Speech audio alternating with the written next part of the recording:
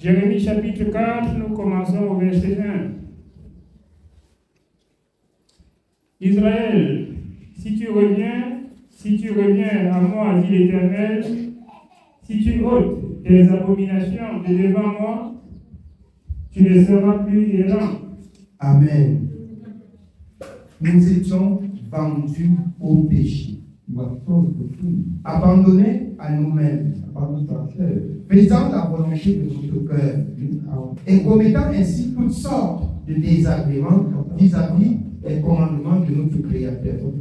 Il dit ce matin, Israël, si tu reviens, toi qui te dis enfant de Dieu, ou encore qui chaque jour est dans la maison de Dieu.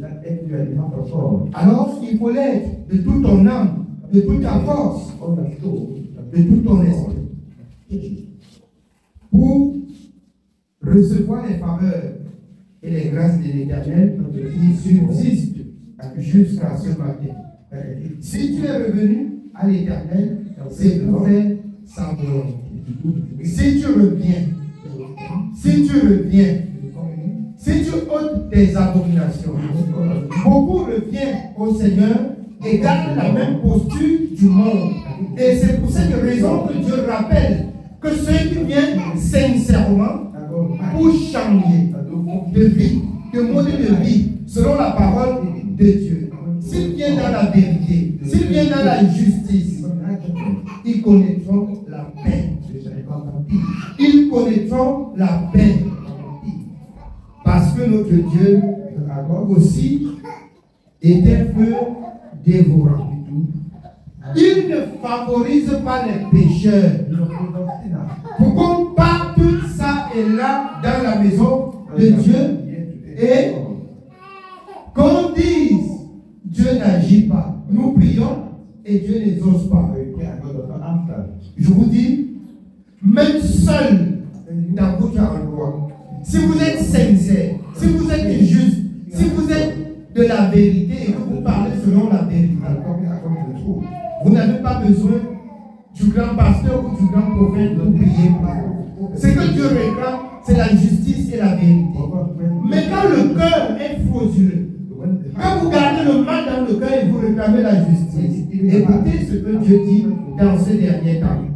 Alors, il réclame la justice, il réclame la vérité, il réclame la sincérité, afin que ceux qui servent Dieu s'éprouvent et s'examinent soi-même pour marcher selon la parole de l'Éternel. Amen. Oui, bien aimé, on continue. Nous continuons au verset 2. Si tu jures, l'Éternel est vivant, avec vérité, avec droiture et avec justice, alors les nations seront bénies en lui et se glorifieront en lui. Si tu jures en disant que Dieu est vivant, avec vérité, avec droiture, avec justice, tu connaîtras de même la paix.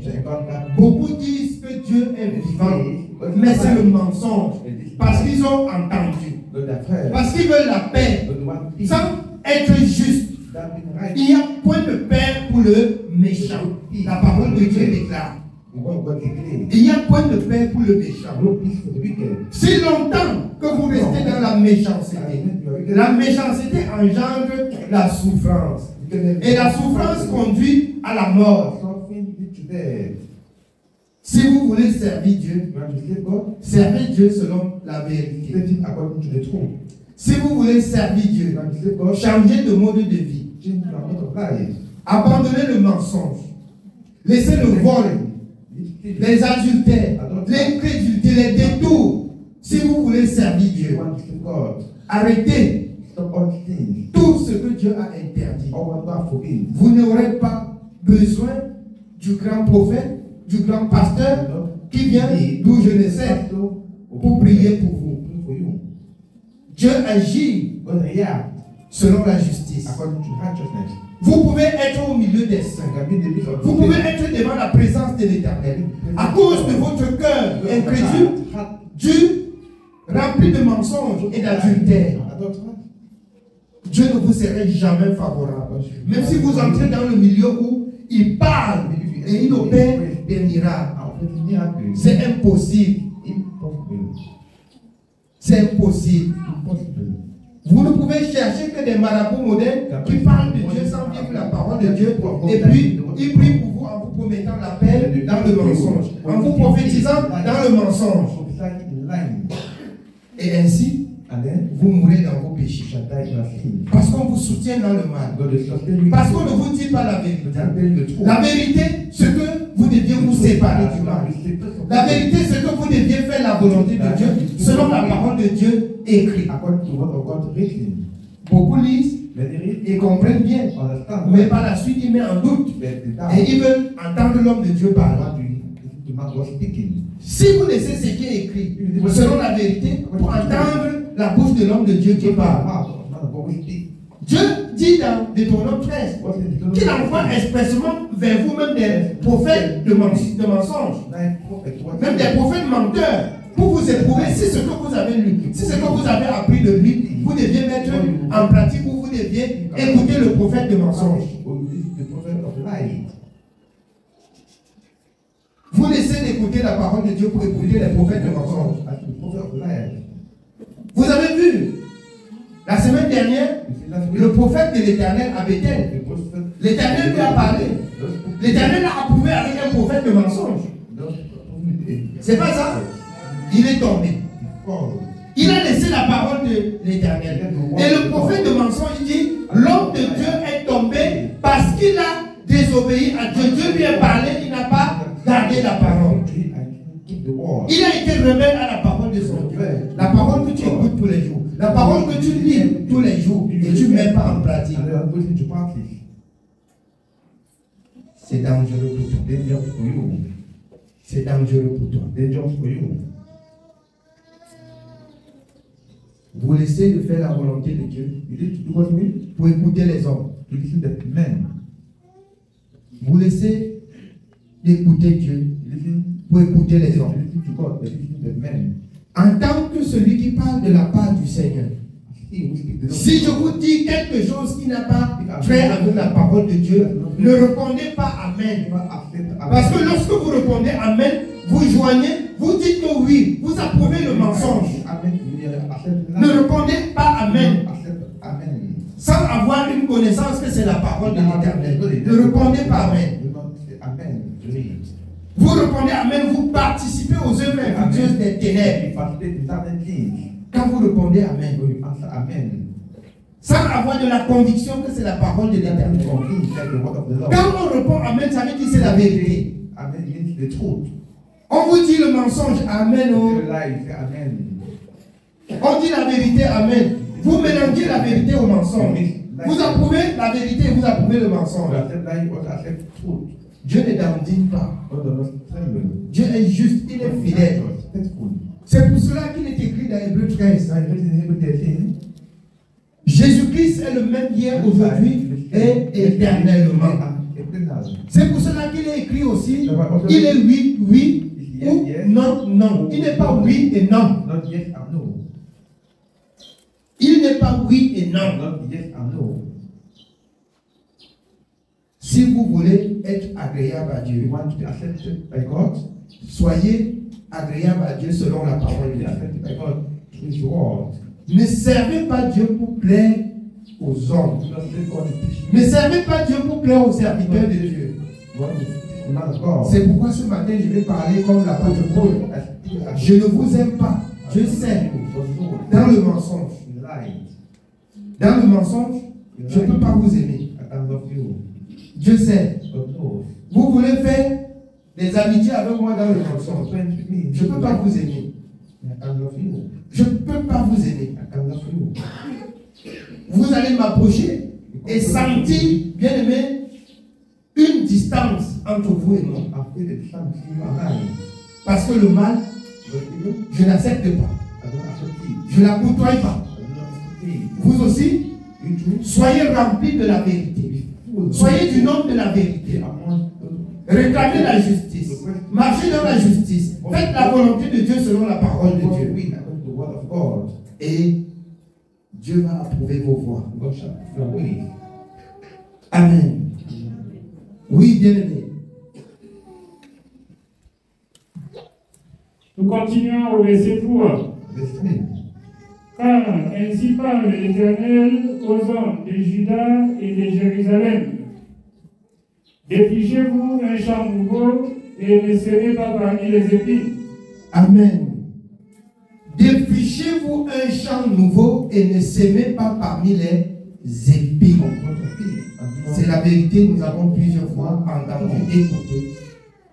Je nous redis ceci ce matin, comme le Seigneur me donne de vous parler, touchant encore ce message. On ne va pas s'aimer dans la brousse. On ne s'aime pas dans le sissongo. Si le Seigneur rachète, s'il demande qu'on change de mode de vie, ça veut dire que le mode de vie passé n'était pas bon. Amen. Le mode de vie passé n'était pas agréable. Voilà pourquoi le Seigneur nous rappelle de ne pas s'aimer dans des sissongo.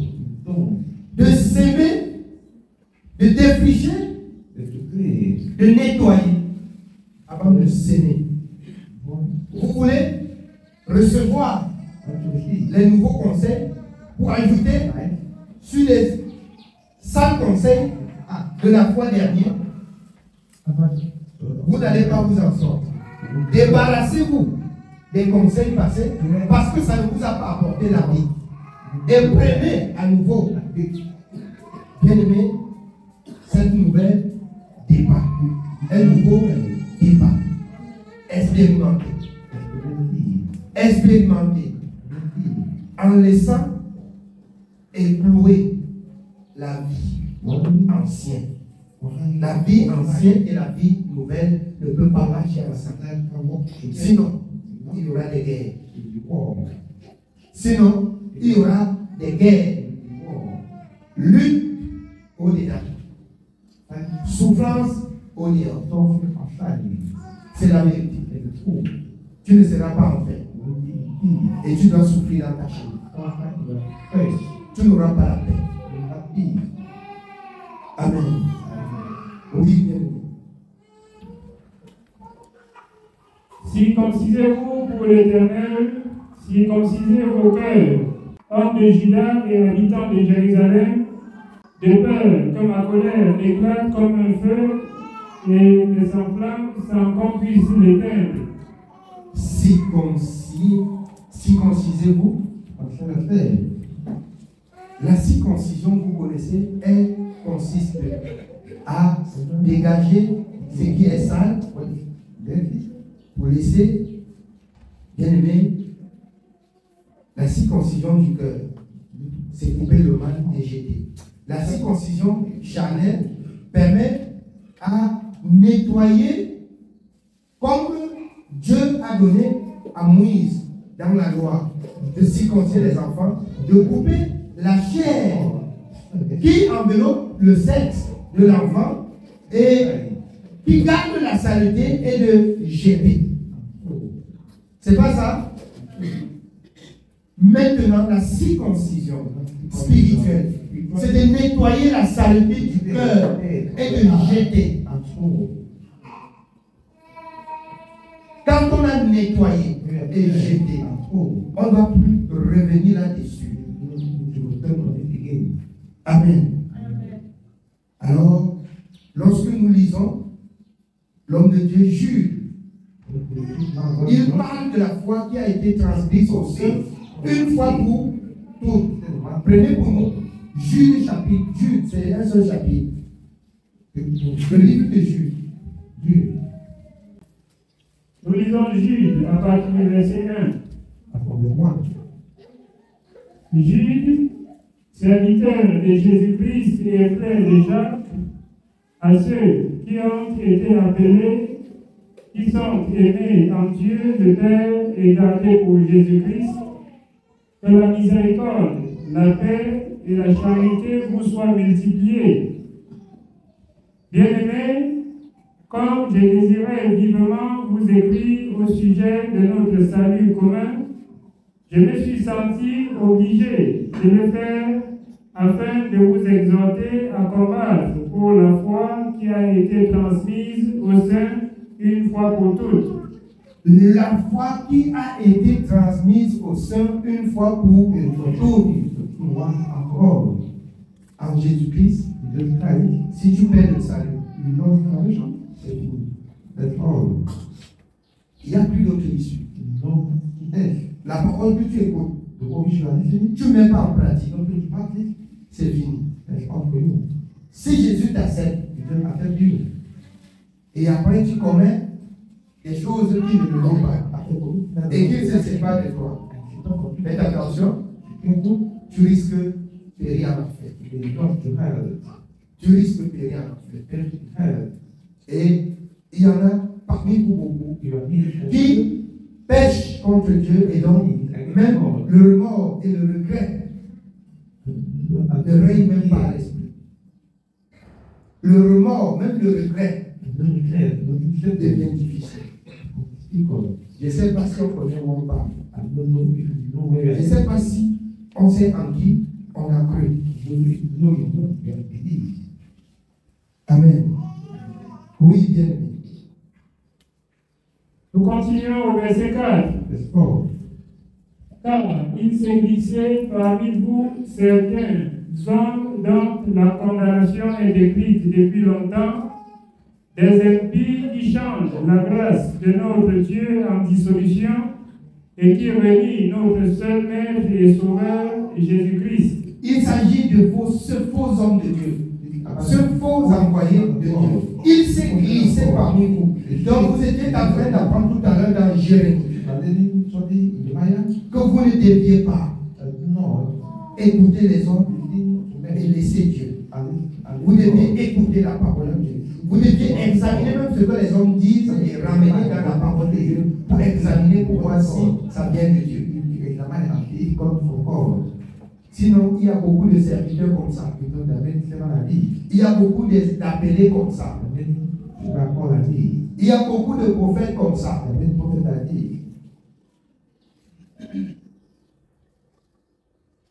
Mais ce qui est capital pour vous, c'est de connaître, prendre ce que l'on dit et ramener dans la parole et vous discerner si ce que l'on dit est juste. N'écoutez pas les hommes de Dieu comme des moutons qui marchent ensemble et qu'un tombe dans le trou, tout le reste se retrouve dans le trou. Écoutez et examinez. Ramenez toutes les prédications. Ramenez toutes les prédications dans la parole. Prenez le temps, même si vous écoutez sur les réseaux, prenez le temps de ramener dans la parole pour examiner. Pour voir si devenez comme des rien en quelque sorte. Ils examinaient chaque jour les Écritures pour voir si ce qu'on leur disait était exact. Amen. Oui, bien aimé. Nous continuons au verset 5. Je veux vous rappeler à vous qui savez fort bien toutes ces choses, que le Seigneur, après avoir sauvé le peuple et l'avoir tiré du pays d'Égypte, fit ensuite périr les incrédules, qu'il a réservés pour le jugement du grand jour, enchaînés éternellement par les ténèbres, les anges qui n'ont pas gardé leur dignité, mais qui ont abandonné leur propre demeure. Amen. Après avoir sauvé le peuple en Égypte, Dieu fit périr les rebelles. Ils étaient du nombre des sauvés. Mais ils n'ont pas persévéré jusqu'à la fin. Ils ont péri pourquoi? Parce qu'ils ont été rebelles. Rebelles à qui? À la parole de l'Éternel. Quand vous lisez la loi, vous voyez le peuple de Dieu qui se rebellait, ceux qui contestaient même à l'homme de Dieu Moïse, qui conduisait le peuple. Et vous voyez, ces choses nous ont été écrites pour notre instruction. Nous voyons comment ils périssaient. Nous voyons comment ils périssaient. La terre a englouti et d'attendre, c'est pas ça? Hein? Alors, la terre s'est ouverte. Dieu n'est pas aussi chiche pour rendre justice. Vous allez pleurer, mais c'est que Dieu a résolu. C'est pour ça que dans le livre d'Hébreux, au jour d'aujourd'hui, si vous entendez sa voix, n'endurcissez pas vos cœurs. Parce que si Dieu lève la sentence, il n'y a pas un homme pour empêcher que ce que Dieu a dit ne s'accomplisse. Il n'y en a pas. Il n'y a pas un homme de Dieu qui peut prier Dieu, que Dieu arrête et Dieu arrête. Quand c'est déjà arrêté. Quand la sentence est déjà arrêtée. Donc bien aimé, faites attention. Nous qui écoutons tous les jours et qui ne faisons aucun cas à la parole qu'on écoute. Amen. Oui, bien. Continuons au verset 7. Que Sodome et Gomorrhe et les villes voisines qui se livraient contre eux à l'impudicité et à l'église contre nature sont donnés en exemple, subissant la peine d'un feu éternel. Amen. Que Sodome et Gomorrhe, qui faisaient quoi?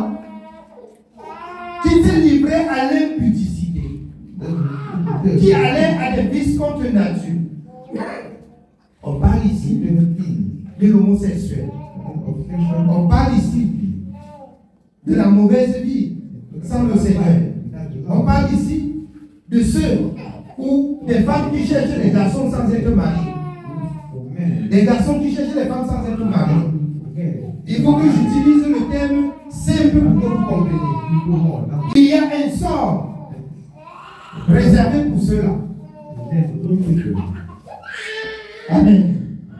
Oui, bien.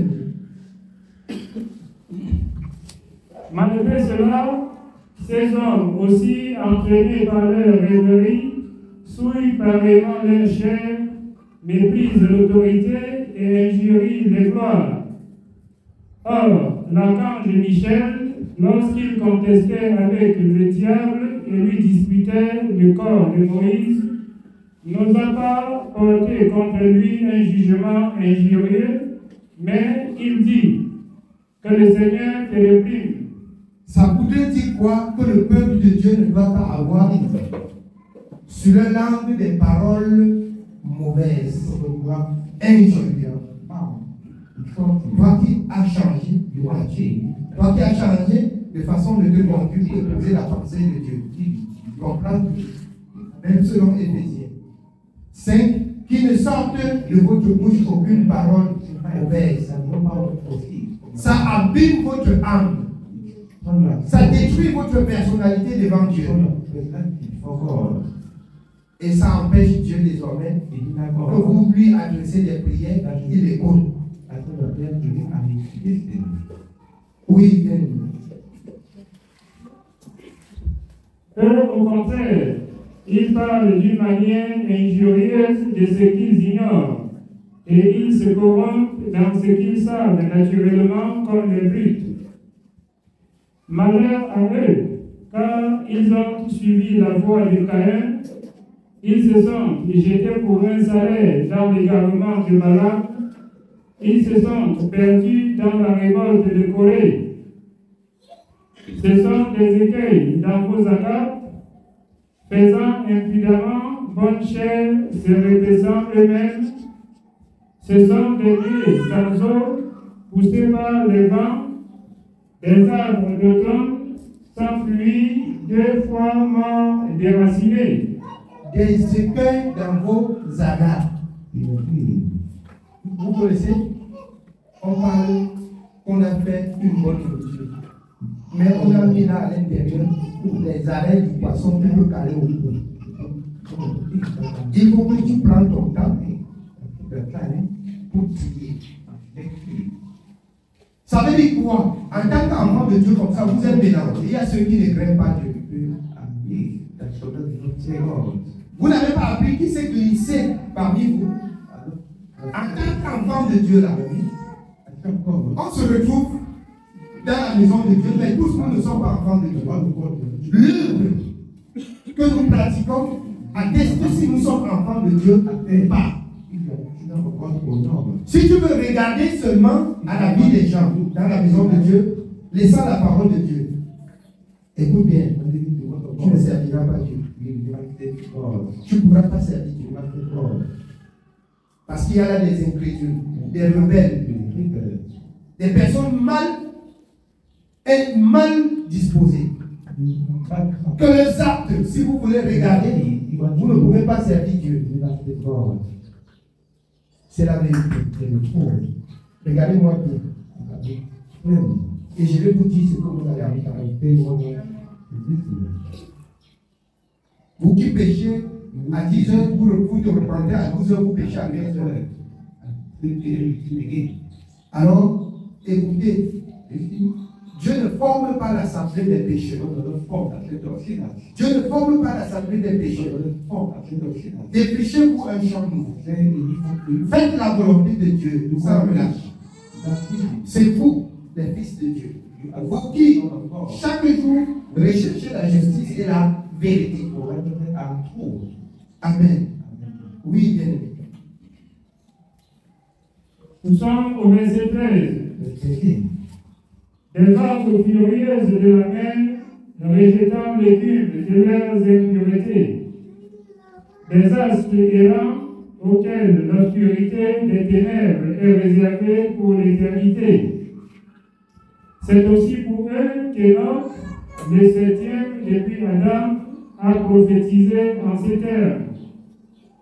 Voici, le Seigneur est venu avec ses saintes myriades pour exercer un jugement contre tous et pour faire rendre compte à tous les impies parmi eux de tous les actes d'impiété qu'ils ont commis et de toutes les paroles injurieuses qu'ont proférées contre lui des pécheurs impies.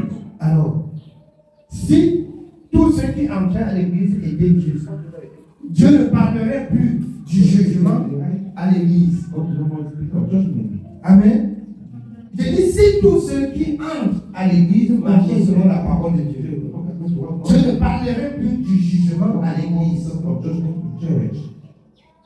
Le but de chacun l'accompagne. Je vous exhorte, ne venez pas à l'église faire des amitiés. Il y a ceux qui sont à l'église en mission. Leur mission, ils accomplissent bien le désir de leur maître, qui, selon Matthieu, ne sait qu'à détruire. Il y a ceux qui ne viennent que pour détruire. Et donc ceux qui se sanctifient, Dieu ne peut pas laisser qu'on les détruise. Et ceux qui viennent avec pour but de détruire, Dieu se charge d'eux et il est détruit. Car celui qui, selon la parole de Dieu dans Galates, cherche à vous trouver, quel qu'il soit, emportera la paix.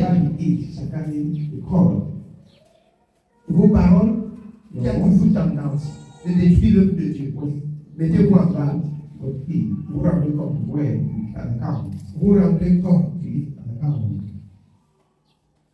Pas pour longtemps. Amen. Oui, bien. Nous continuons au verset 16. Ce sont des gens qui murmurent, qui se plaignent de leur sort. Ce sont des gens qui murmurent, qui se plaignent de leur sort. Oui.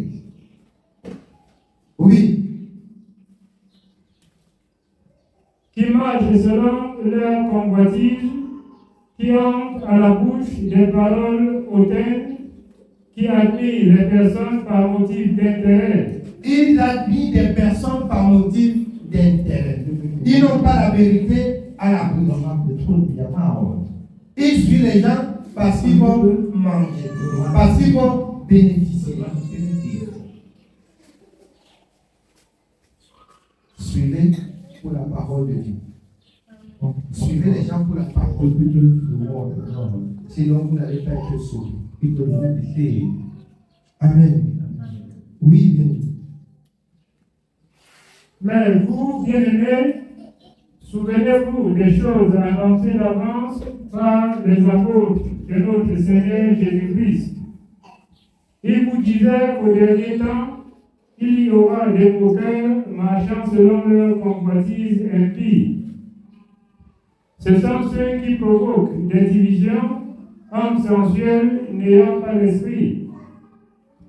Pour vous, bien-aimés, vous édifiant vous-même sur votre très sainte foi, en priant par le Saint-Esprit, maintenez-vous dans l'amour de Dieu en attendant la miséricorde de notre Seigneur Jésus-Christ pour la vie éternelle.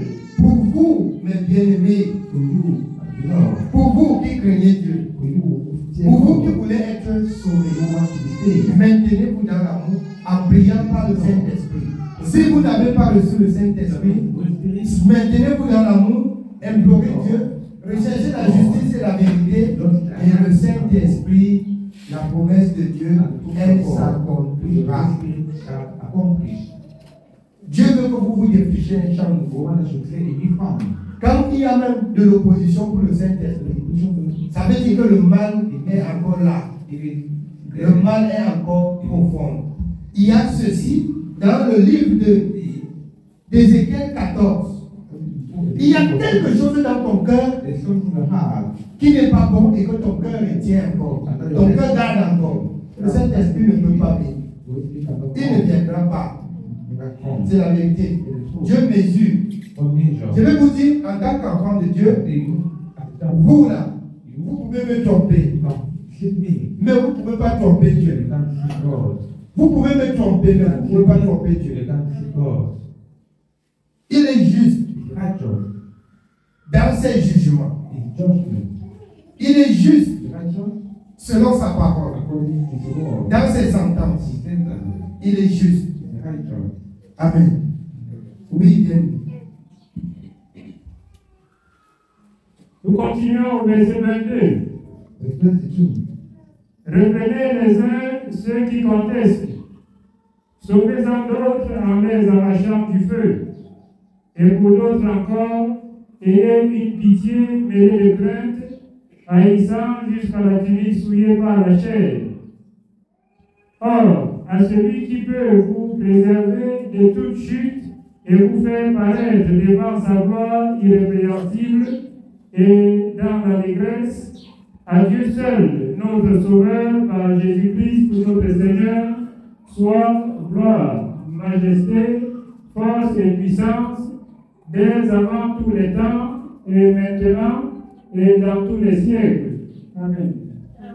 Amen. Que le Seigneur soit béni. Bien-aimé, il y a que les morts qui n'ont pas entendu Dieu parler. Donc, chacun, selon cette parole, je crois qu'il peut retourner dans 2 Corinthiens 13:7, peut s'examiner lui-même pour savoir s'il est sur la bonne ou sur la mauvaise voie. À travers cette parole que nous avons écoutée ce matin, seuls les incrédules peuvent ne pas avoir rien entendu. Amen. Que Dieu soit béni.